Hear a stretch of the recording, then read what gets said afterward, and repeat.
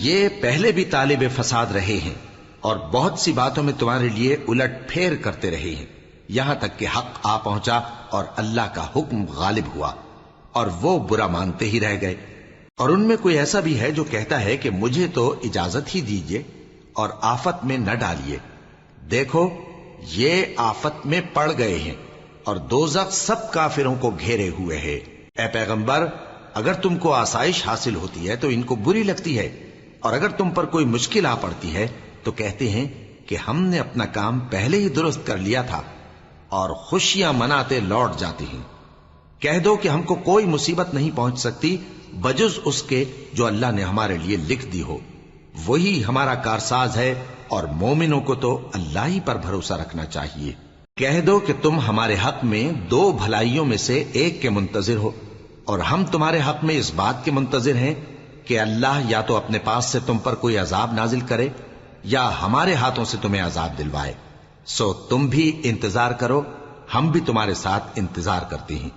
کہہ دو کہ تم مال خوشی سے خرچ کرو یا ناخوشی سے، تم سے ہرگز قبول نہیں کیا جائے گا، تم نافرمان لوگ ہو،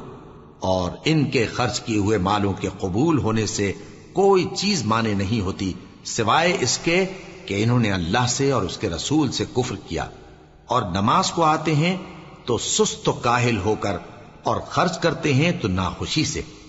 بس تم ان کے مال اور اولاد سے تعجب نہ کرنا، اللہ چاہتا ہے کہ ان چیزوں سے دنیا کی زندگی میں ان کو عذاب دے، اور جب ان کی جان نکلے تو اس وقت بھی یہ کافر ہی ہوں، اور اللہ کی قسمیں کھاتے ہیں کہ وہ تمہیں میں سے ہیں، حالانکہ وہ تم میں سے نہیں ہیں۔ اصل یہ ہے کہ وہ ڈرپوک لوگ ہیں۔ اگر ان کو کوئی بچاؤ کی جگہ جیسے قلعہ یا غار یا زمین کے اندر گھسنے کی جگہ مل جائے تو اسی طرف رسیاں توڑاتے ہوئے بھاگ جائیں، اور ان میں بعض ایسے بھی ہیں کہ تقسیم صدقات میں تم پر تانا زنی کرتے ہیں۔ اب اگر ان کو اس میں سے خاطر خواہ مل جائے تو خوش رہیں، اور اگر اس قدر نہ ملے تو جھٹ خفا ہو جائیں۔ اور اگر وہ اس پر خوش رہتے جو اللہ اور اس کے رسول نے ان کو دیا تھا، اور کہتے کہ ہمیں اللہ کافی ہے، اور اللہ اپنے فضل سے اور اس کے پیغمبر اپنی مہربانی سے ہمیں پھر دے دیں گے، اور ہمیں تو اللہ ہی کی رضا مطلوب ہے، تو ان کے حق میں بہتر ہوتا۔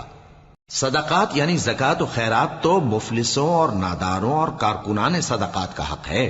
اور ان لوگوں کا جن کے دل جیتنا منظور ہے، اور غلاموں کے آزاد کرانے میں، اور قرض داروں کے قرض ادا کرنے میں، اور اللہ کی راہ میں، اور مسافروں کی مدد میں بھی یہ مال خرچ کرنا چاہیے۔